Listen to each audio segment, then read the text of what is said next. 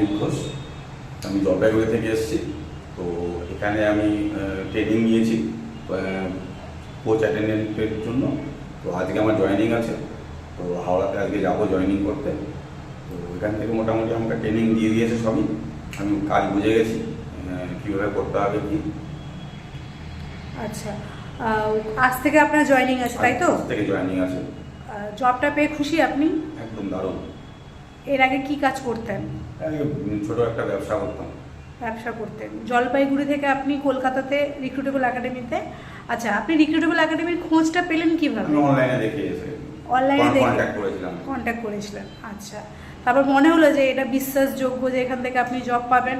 আমি এসে কথা বলে আমার মনে হলো যে এখানে কোনো সমস্যা হবে না। তো খুবই নামমাত্র পেমেন্টে আমাকে এখানে ট্রেনিং দেওয়ানো হয়েছে। তো আমার অসুবিধা হয়নি। ঠিক আছে, জবটা পেয়ে খুশি তাহলে? খুশি। ধন্যবাদ।